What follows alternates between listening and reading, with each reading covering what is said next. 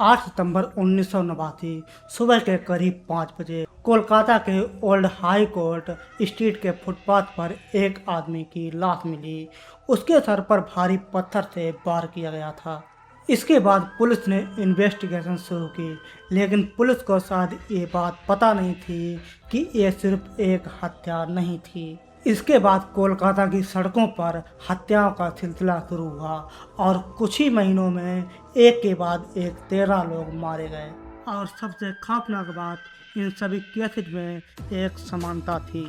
रात में फुटपाथ पर सोता हुआ इंसान, अचानक अंधेरे में हमला और सर पर भारी पत्थर से वार, और फिर किलर गायब। ना कोई गवाह, ना कोई चेहरा और ना ही कोई साफ मोटिव।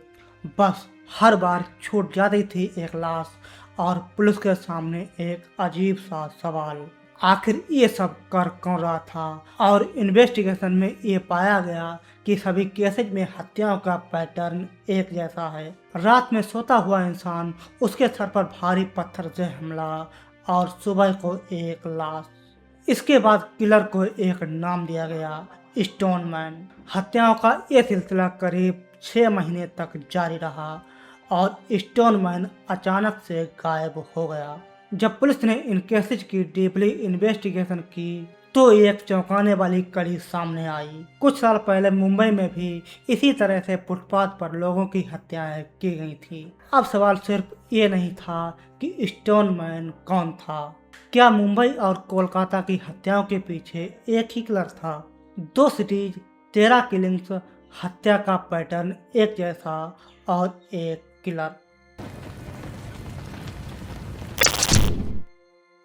जून 1989 कोलकाता में गर्मी का मौसम था। शहर अपनी तरीके से चल रहा था। चारों तरफ भीड़ थी, ट्रैफिक और रोड जाम थे। लेकिन रात होते ही शहर की कुछ सड़कें अपनी जिंदगी को बदल लेती थीं। फुटपाथ पर सोने वाले लोग, कहीं कोई अपनी चादर को बिछाकर सो जाता था और कोई अपने सामान को सर की तकिया बना करके सो रहा था। उनके लिए फुटपाथ सिर्फ सोने की ही जगह नहीं थी, बल्कि उनका घर था। और फिर सुबह को इसी फुटपाथ पर एक महिला का शव मिला। वह सड़क पर रहकर अपनी जिंदगी का गुजारा करती थी। उसके सर पर गंभीर चोट थी और पास में पड़ा था एक खून से लथपथ पत्थर। ये पत्थर इस बात का इशारा कर रहा था कि इसकी मौत कोई एक्सीडेंट नहीं थी। लेकिन उस समय किसी को इस बात का अंदाजा नहीं था कि ये हत्या एक मिस्ट्री की शुरुआत करने वाली है, जिसका जवाब दशकों के बाद भी नहीं मिलेगा। उस वक्त पुलिस के पास इस केस को किसी एक सीरीज में जोड़ने का कोई बड़ा मोटिव नहीं था। एक होमलेस वुमन की हत्या हुई, इन्वेस्टिगेशन शुरू हुई, लेकिन किलर का कोई पता नहीं था। फिर 1 महीने के बाद 4 जुलाई 1989 कोलकाता में एक और पेमेंट ड्वेलर मृत पाया गया। और इस बार भी इस केस में कुछ ऐसा पाया गया जिसने पिछले वाले केस को याद दिला दिया। विक्टिम रात में फुटपाथ पर सो रहा था। उसके सर पर भी भारी पत्थर से हमला किया गया था। अब सवाल बदल चुका था कि क्या ये एक कोइंसिडेंट था या कोई एक ही तरीका अपनाकर लोगों को मार रहा है। पुलिस ने दोनों केसेज को करीब से देखना शुरू किया और जितना इन दोनों केसेज को कंपेयर किया, उतनी ही सिमिलरिटी इन दोनों केसेज में पाई गई। लेकिन उससे पहले कि पुलिस किसी कंक्लूजन पर पहुंचती, 19 जुलाई 1989 कोलकाता की सड़कों पर 2 और बॉडीज मिली। अब पुलिस के पास सिर्फ 1 या 2 केसेज नहीं थे। कुछ ही हफ्तों में हत्या का एक ही पैटर्न बनने लगा। रात में सोने वाले लोग अक्सर अकेले, सुनसान या कम रोशनी वाली जगह और एक भारी पत्थर से हमला। और सबसे अजीब बात ये थी कि किलर के पास कोई भी साफ मोटिव नज़र नहीं आ रहा था। विक्टिम्स के पास कुछ ऐसा नहीं था कि जिसकी वजह से उनको मारा जा सके। और पुलिस के पास अटैकर को बताने वाला कोई भी ऐसा रिलायबल आई विटनेस भी नहीं था। कहने का मतलब है कि मर्डर भी हुआ, पैटर्न भी था, लेकिन कोई भी मोटिव नहीं था और किलर भी गायब। अब सवाल ये था कि क्या किलर अगली रात को हमला करेगा। अगर वो हमला करेगा तो अगला शिकार कौन होगा। फिर आया 8 सितंबर 1989। सुबह के करीब 5 बजे कोलकाता के ओल्ड हाई कोर्ट स्ट्रीट के फुटपाथ पर एक आदमी की लाश मिली। उसकी उम्र करीब 35 साल थी। उसके सर पर भी भारी पत्थर से हमला किया गया था। लेकिन इस बार ये हमला और भी डिस्टर्बिंग हो गया, क्योंकि ये जगह थी पुलिस हेडक्वार्टर के करीब एक ब्लॉक दूर ही। यानी कि जिस किलर को पुलिस ढूंढ रही थी वो उसके करीब ही आ चुका है। ये इस मिस्टीरियस सीरीज का 7वां रिपोर्टेड विक्टिम था। ये सिर्फ 2-4 हत्याओं की ही बात नहीं थी, बल्कि कोलकाता में 6 महीने में एक के बाद एक 13 लोग मारे गए। एक जैसा पैटर्न था। फुटपाथ पर सोता हुआ इंसान, रात का अंधेरा, उसके सर पर पत्थर से वार और फिर किलर अचानक से गायब। इसके बाद इस अनजान हत्यारे को नाम दिया गया द स्टोन मैन। ये नाम उसकी असली आइडेंटिटी नहीं थी, बल्कि ये नाम उसके हमले के तरीके से आया था। लेकिन ये नाम मिल जाने के बाद भी सवाल यही था कि आखिर स्टोन मैन कौन था। अब स्टोन मैन का नाम सामने आने के बाद पुलिस के पास ये जरूरी बात थी कि उस तक पहुंचा कैसे जाए। इन्वेस्टिगेशन क्राइम सीन से शुरू हुई। हर मर्डर की लोकेशन को देखा गया। विक्टिम की जानकारी और बैकग्राउंड की जानकारी भी जुटाई गई और ये समझने की कोशिश की गई कि हमले से पहले आखिर हुआ क्या था। लेकिन प्रॉब्लम ये थी कि क्राइम सीन बहुत कम ही क्लूज दे रही थी। हमले रात में होते थे, विक्टिम्स सो रहे होते थे और फिर किलर कुछ ही पलों में वहां से गायब हो जाता था। पुलिस ने आसपास के लोगों से पूछताछ की।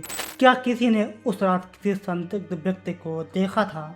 क्या किसी ने किसी असामान्य शब्द को सुना था? लेकिन ज्यादातर मामलों में कोई भी आई विटनेस नहीं मिला। इसके बाद में पुलिस ने ऐसे लोगों को भी टारगेट किया जिसका बैकग्राउंड क्रिमिनल था और जो इस क्षेत्र में ज़्यादा घूमा करते थे। इसके बाद कुछ अन्य लोगों से भी बातचीत की गई, लेकिन किसी के भी पास ऐसे एविडेंसेज नहीं मिले जिसको मर्डर से जोड़ा जा सके। और इन्वेस्टिगेशन के दौरान एक समस्या और बनी थी कि आखिरकार मोटिव क्या था। विक्टिम्स के पास कोई भी पर्सनल कनेक्शन भी नहीं थे। किलर का भी कोई मजबूत एविडेंस नहीं मिला। यानी कि पुलिस के पास मर्डर से एक कॉमन पैटर्न था, लेकिन किलर के पास पहुंचने की कोई साफ कड़ी नहीं थी। जब पुलिस को कोलकाता की इन्वेस्टिगेशन का कोई भी साफ सुराग नहीं मिला तो पुलिस ने एक दूसरा रास्ता अपनाया। उसने पुराने केसेज को ढूंढना शुरू किया और इसी दौरान इन्वेस्टिगेटर्स की नज़र कुछ साल पहले मुंबई के मर्डर केसेज पर पड़ी। पहली नज़र में ये दोनों केस अलग दिखाई दिए, अलग समय और अलग शहर। लेकिन जब इन केसेज को एक साथ रखकर देखा गया तो कुछ समानताएं सामने आने लगी। मुंबई में भी इसी पैटर्न से लोग मारे गए थे, जो रात में फुटपाथ पर सो रहे थे और हमला अंधेरे में होता था। और एक अहम बात कि सिर पर पत्थर से वार भी किया गया था। यानी कि कोलकाता में जो पैटर्न पुलिस देख रही थी उसका एक मिलता हुआ वर्जन मुंबई में पहले से ही आ चुका था। मुंबई में ये किलिंग्स 1985 से 1988 के बीच हुई थी। इन घटनाओं में भी करीब 12 लोग मारे गए थे और बाद में इस घटना को स्टोन मैन से जोड़ा गया। लेकिन मुंबई पुलिस भी उस समय किलर को ढूंढने में सफल नहीं हो पाई थी। जांच हुई, पूछताछ हुई, लेकिन कोई भी ऐसे एविडेंस नहीं मिले जो सीधे किलर के पास जा सकें। एक केस में तो एक व्यक्ति अटैक से बच गया था, लेकिन रात होने की वजह से अंधेरे में वो उस अटैकर का चेहरा नहीं पहचान सका। अब कोलकाता पुलिस के पास एक और पॉसिबिलिटी सामने आई। अगर मुंबई और कोलकाता के केसेज इतने सिमिलर थे तो क्या ये सिर्फ एक कोइंसिडेंट था या फिर इन दोनों शहरों में हुई हत्याओं के पीछे कोई कनेक्शन था। अब यही सवाल इस इन्वेस्टिगेशन को एक नई दिशा में ले जाने का काम करने वाला था। मुंबई के केसेज आने के बाद कोलकाता पुलिस के पास एक और बड़ा सवाल सामने आया, क्योंकि दोनों शहरों में सिर्फ किलिंग्स ही नहीं हुई थी, बल्कि उनका पैटर्न भी एक जैसा था। दोनों जगह विक्टिम्स फुटपाथ पर सोते थे, हमले रात में होते थे, सिर पर भारी पत्थर से वार किया जाता था और फिर किलर अचानक से गायब हो जाता था। लेकिन सबसे अजीब बात कि मुंबई में ये हमले 1985 से 1988 के बीच में हुए थे और ये हमले रुकने के बाद कोलकाता में ये हमले शुरू हो गए। कोलकाता में इसी तरह की किलिंग्स सामने आने लगी। क्या ये सिर्फ एक कोइंसिडेंट था या और कुछ?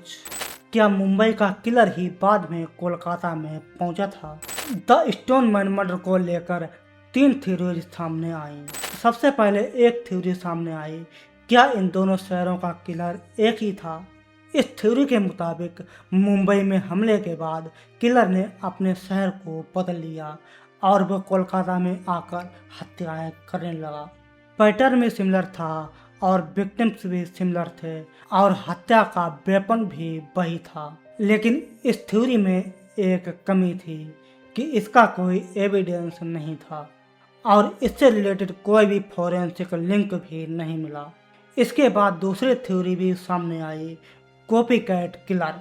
हो सकता है कि कोलकाता के किलर ने मुंबई के किलिंग्स के बारे में सुना हो और वो यहाँ भी उसी तरह से हत्याएं करने लगा। इस थ्योरी को भी पूरी तरह से खारिज नहीं किया जा सकता है, क्योंकि एक भारी पत्थर, एक जैसा वेपन आसानी से मिल सकता था।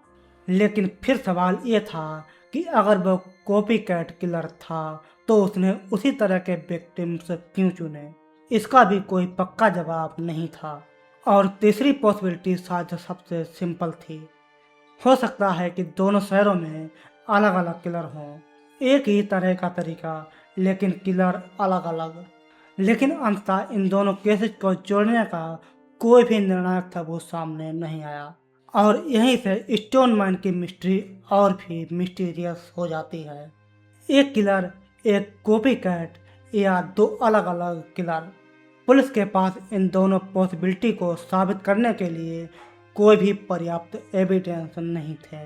लेकिन थ्योरी यहीं पर खत्म नहीं हुई। 1989 में इन हत्याओं का सिलसिला रुक गया, लेकिन इसके बाद भी समय समय पर कई ऐसी घटनाएं आईं जिनको स्टोनमैन मर्डर से जोड़ा गया और हर बार यही सवाल दोहराया गया कि क्या स्टोनमैन फिर से वापस आ गया है? क्या वही किलर इतने वर्ष बीत जाने के बाद भी एक्टिव हो गया है? लेकिन इन घटनाओं को 1989 के किलिंग्स से जोड़ने का कोई भी एविडेंस नहीं था। 1989 में हत्याओं का सिलसिला अचानक से रुक गया, लेकिन इस केस का सच सामने कभी नहीं आया। मुंबई और कोलकाता के बीच एक रहस्यमय कनेक्शन भी सामने आया, लेकिन आज तक ये बात कोई भी साबित नहीं कर पाया कि आखिरकार हत्यारा कौन था।